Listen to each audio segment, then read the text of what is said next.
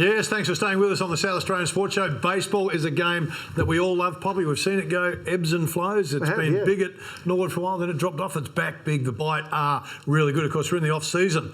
Eric Balnar has been good enough, the business manager, to come in and give us some time. Eric, thanks for coming in. Oh, no problem. Thanks for having us. This is really cool. He's so energetic, isn't he? Like, we just coming off that commercial break. We've been chatting for a couple of minutes and the whole room's alive. He's got some energy. I tell you, if the Bite are like that next season, we're laughing. We'll get onto the Bite next season, but there's a bigger event coming to town this weekend. Tell us a little bit about it, Eric. Yeah, huge. We've got the well, you guys should come out for it, definitely. It could be pretty cool. It's the it's Baseball Australia event, but it's the National Junior League Championship. So it's basically, we have our best players from the north of Adelaide, our best players in the south of Adelaide, and they form two teams, Adelaide North and South, or they have Pirates and Waves, and they're playing against the best under 15 kids from across Australia. So we got 350 kids coming to our new facility at West Beach, and we're going to be seeing who the best is in the country. So how do we host an event like that? I mean, we must be doing something right. Well, I hope so. I mean, we've got this new facility that was just opened up just a few months ago, really, down at Adelaide Shores.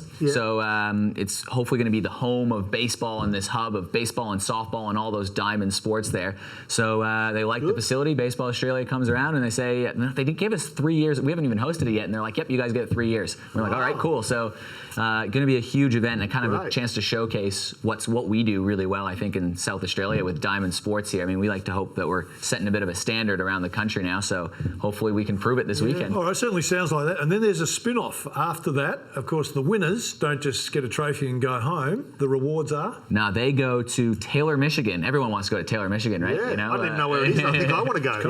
Kyle, go in the summer, don't go in the winter. Yeah, so they get to go to America and play in the Junior League World Series. So if we can be the best in Australia, then hopefully it's a South Australian team, one of the two Adelaide teams, that gets to go and represent Australia and get that whole, represent the whole country. That's a money against can't around buy the world. experience. That is just awesome. Yeah, that would be really cool. So we did. We had a good crack at it last year. We finished third, actually. So we played really well in the group stage, and we had some kids that could hit home runs like you wouldn't believe last year. You might see these kids maybe in the big someday. And they just fell short in a kind of a heartbreaking semifinal loss. Won the bronze medal game, finished third, but it's one of those like, oh, what could it be? So that team's saying unfinished business. Like, we want it this year. Hopefully it's us. So might be some home ground advantage. A lot of people in baseball, and everyone has an opinion, regardless of what the sport is, of which player is the most important. Pitcher, catcher, hitter. You know, you talked, they had some big hitters.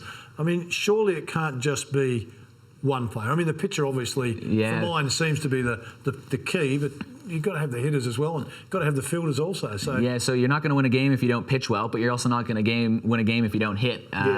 Baseball's a really interesting sport because it's a team sport, but it's so individual based. Like, when it comes down to it, it's the hitter versus the pitcher. That's all it is. It's very, very simple. You know, one guy versus one guy, but both those guys have their role to fill on the team. And maybe it's bringing in a pitcher just for one batter to throw, you know, that curveball or whatever it is to force a ground ball.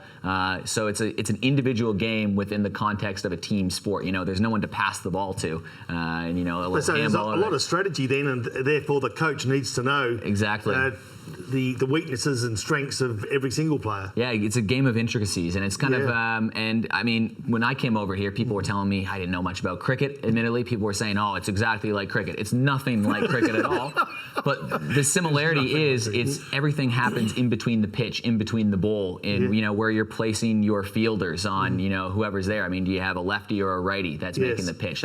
Same with the bowler. Do you have a guy that's going to bowl fast? Is he going to bowl short? Is he going to is he going to pitch? Is he a hard thrower? Is he does he throw a curve? It's all about what's going on there. So it's one of those ones that once you start to get the idea of it, you kind of fall in love with it, just like I am with cricket now too. Yeah. So how long have you been here for? I've been here for about 15, 16 months. From Canada, actually. Okay. Yeah. Great. Great cricket nation So of Canada. what got you across here?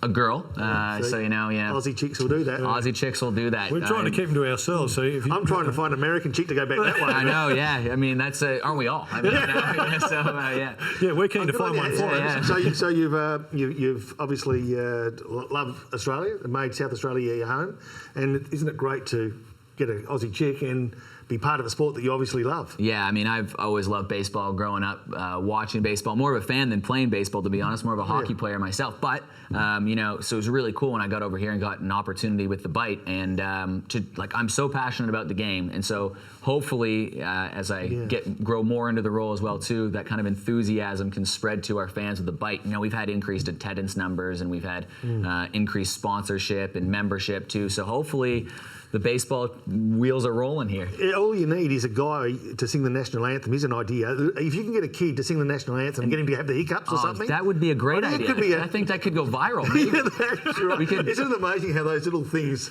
can get more publicity than you could ever have dreamed of? Australians, oh, let us rejoice. Oh, we are young and free. We've golden soil. Well, I was standing next to the kid when it happened, and I was standing next to his mom, and he just looked up at us, and he was just like, "Mom, I got the hiccups," because he was out practicing earlier in the day, and he had the hiccups. So we were just like, and we kind of joked, we're like, how hilarious would it be if he had the hiccups? But I hope that doesn't happen because this poor little kid, and he got the hiccups during the anthem, and we were kind of like, what's going on? Was he It's just a wearing great a sponsor's shirt at the time? That would have been nice. I know, we needed him in the Bite shirt, but he's wearing that cute little, red. That's it, Yeah. We've got the present for Ethan right here before he throws out the first pitch. It's his very own jersey that says hiccups.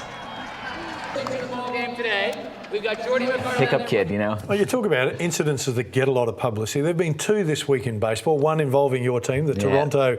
One Blue of the best Jays, punches you'd probably see in a baseball game.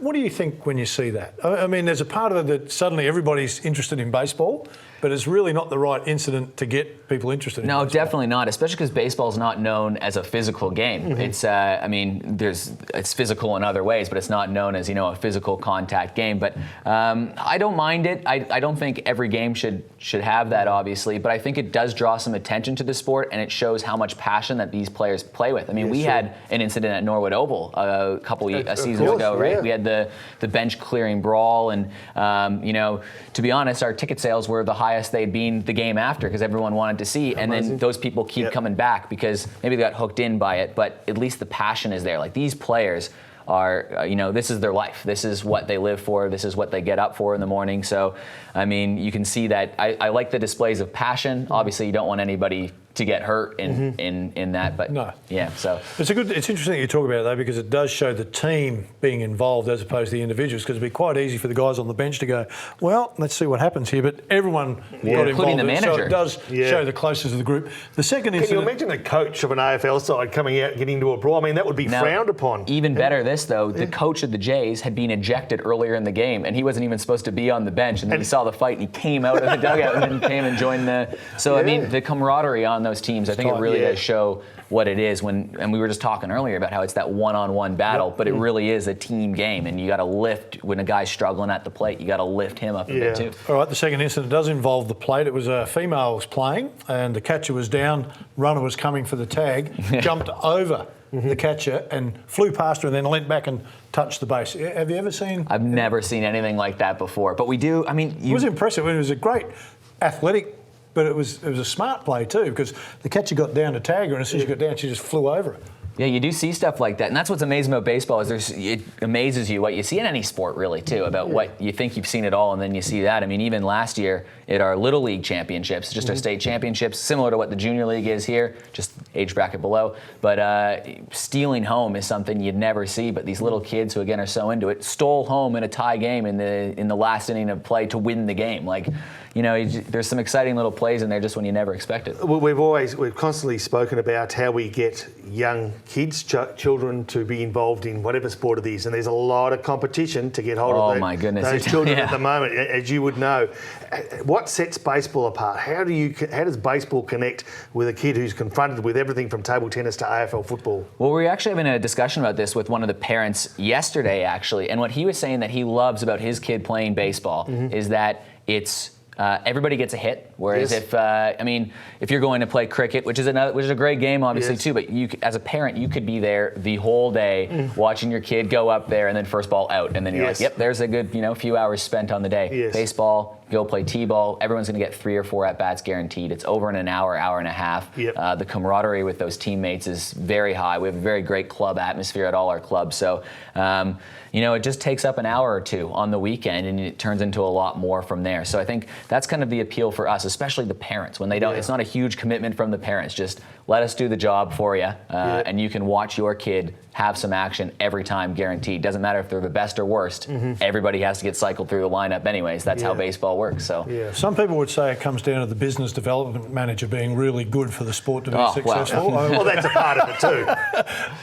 What does your role entail? To be honest, with baseball, we only have 4 or 5 full-time staff. So that's the title, but it's literally a bit of everything. I'm in charge with the Bite on game day of kind of the promotion and the memberships, making sure our fans are happy when they get there, and hopefully we can get more fans to the game. And then looking for different opportunities with different partners, how to bring more people to the game, how to join the sport closer together through Baseball SA and the Bite. So a little bit of everything, but when it comes down to it, it's how can we make more partnerships to get more people to come to the game and enjoy the sport that we love. And when people go to it, they love it too. But we just got to get people through the door. Yeah.